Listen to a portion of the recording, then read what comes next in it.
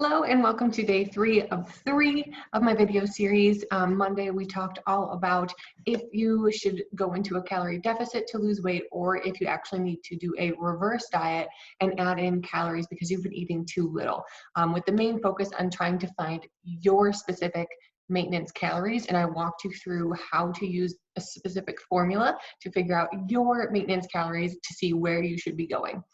Yesterday, Tuesday, the 7th of April, in this self-quarantine, it's a little hard to remember which day is which day. We talked about how to enter meals that you already like to eat into MyFitnessPal so that you can easily hit your macros just by tweaking them a little bit and adding in a little bit more fruits and vegetables to help reach your fiber intake and complete your total macros for your day. And today's video will be a little bit shorter. It's going to be just about the 4 components of our metabolism. So a lot of times when people talk about metabolism, they think it's just one thing, but it's actually a component or multiple components to one. So I'm going to show you, I'm going to share my screen. Okay, so our metabolism has 4 components. Our first one is our basal metabolic rate. And this is, I think it's between like 50 to 70% of our metabolism. So it is a very big part. It is largely stagnant and unable to change, but one main thing that we can do to help this is resistance train or strength train. And we'll go into the few components that go into our basal metabolic rate. So muscle mass. The amount of muscle tissue on our body. Muscle requires more energy to function than fat, so the more muscle tissue that we carry, the more energy our body needs just to simply exist. So resistance training or strength training is the most effective for building and maintaining muscle, and this is the reason why I always talk about strength training. People say, I don't like strength training, it's not fun for me, I'd rather do group exercises, I'd rather do, yoga or cycling, things like that. You can, of course, do all of that, but I do recommend at least 2 days per week of some sort of resistance or strength training to help make sure that you're keeping up your muscle mass, because this leads into number 2. Our age affects our metabolism negatively.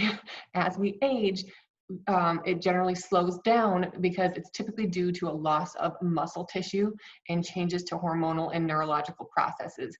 So as you notice with children, they go through developing through periods of growth with extreme rates of metabolism. So then as you get older, a lot of women, after 30, our muscle mass starts to decrease. So it's harder and harder and harder to lose weight because we're at the same time losing muscle mass. So that's why we want to really do at least 2 days of strength training, more if possible, to just make sure that we're keeping up that muscle tissue to keep up our basal metabolic rate, which helps out our metabolism. Body size, the bigger the body, the larger the BMR, because they have more they have larger organs and fluid volume to maintain. Gender plays a role in our BMR. Men have generally faster metabolisms than women. Genetics, some families have faster BMRs than others, with some genetic disorders also affecting metabolism. Physical activity, exercise increases muscle mass and powers up metabolic engines to burn at a faster rate even when at rest. And we'll talk about more physical activity in a little bit and how it can help our metabolism. But the main thing here when we're talking about our basal metabolic rate, which is the largest component of our metabolism, we really want to hone in on that muscle maintenance and muscle development. And then hormonal factors, hormonal imbalances such as hypo and hyperthyroidism can affect our metabolism. Environmental, such as heat and cold, can affect our metabolism. And lastly, our diet. So this is a big one that many women don't know. And I didn't know this years ago too. Chronic dieting definitely negatively affects our metabolism. If we stay around, the 1,200 to 1,500 calorie range for years and years and years, which a lot of women in their 40s like 40s to 60s, I'd say, that I've worked with, they've been in that calorie range for years, just because social media plays a huge role in how we feel like we're supposed to be eating. The media, all that stuff plays a big role. And a lot of women think that the less that they eat, the better off and the skinnier and leaner they'll be. But if you stay at those 1,200 to 1,500 calories, your body's going to adapt to that lowered intake, and it's going to decrease or slow down that metabolism. So that is why I talked about on Monday the importance of a reverse diet. If you need a refresher on there, go and watch my video from 2 days ago, and it'll help you out a little bit. So now we're going to go into the other components of our metabolism. So again, the first one, which is the largest part of it, is our BMR. The second one is called N.E.A.T, or non-exercise activity thermogenesis, meaning the amount of calories we burn walking in the grocery store, or just around work, or doing chores, doing laundry, cleaning the dishes, just moving about. That's not actual official exercise.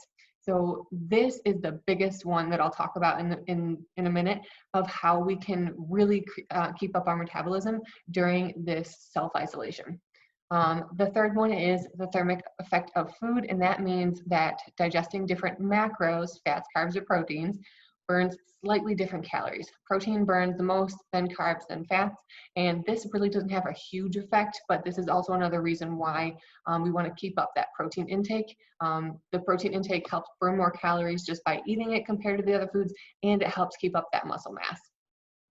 And then lastly is our exercise activity thermogenesis, which just means the amount of calories that we burn during our official workouts. So by far the most adaptable component that we can manipulate is our N.E.A.T, the non-exercise activity thermogenesis. And being home more, we're automatically being more sedentary. So a lot of people think, oh, I did a workout today. I burned a whole ton of calories. I did great. That is great, but that 30 to 45 minutes, maybe even an hour, is just one tiny portion of the day. What about the other 15 hours that you're awake? Those are also extremely important. So we want to make sure that we're trying to get at least 10,000 steps a day to keep us active and keep us healthy and keep our N.E.A.T up, which keeps our metabolism up during this time. 10,000 steps per day, typically on average, for the average person, burns about 3,500 calories per week, which is 1 pound. So that is the reasoning behind keeping up the 10K steps per day. If you're somebody who is normally mostly sedentary at work, and maybe you do work out a few times a week, but other than that, you're pretty sedentary, you're probably only getting maybe 5,000 to 6,000 steps a day, if that, and jumping right up to 10K can seem very overwhelming. But if you are somebody who is at home more now, maybe you could start your day with a little 10 to 15 minute walk, go on a 10-minute walk at lunch while you're at home, and then go on a 10 to 15 minute walk at the end of the day, and that could add in a few thousand extra steps to help keep up your metabolism during this time. So I hope that was helpful in letting you know that our metabolism is not just one thing, it has 4 main parts. I do want to share one other thing. I was creating this today. So it's kind of just like another visual. So our BMR is the biggest part of it, and this is the one that, oh no, oops, okay. This is the part that we really can't change too much. Again, this has to do with our age, body size, gender, genetics, but the main thing that we can do to help it is increase that muscle mass. And then the EAT and N.E.A.T are pretty much equal, and then the thermic effect of food is pretty small. So I hope that was helpful. As for the video series, that is the end of my 3-day video series. I really hope that you enjoyed it. If you liked learning about this is stuff that I do talk about with my one-on-one coaching clients for nutrition and training that I have applications open now for. They've been open for this last week, and they'll be closing on April 10th on Friday at night. So if you are interested in learning more about all the information that I talked about Monday, Tuesday, and Wednesday, if you enjoy my Instagram posts, you want to learn more about just being healthier, learning what your individual needs are for nutrition and training, let me know. Fill out an application. I'm going to link it below. And otherwise, leave a comment, hit the like button if you did enjoy it. And I always love getting feedback. So let me know your thoughts.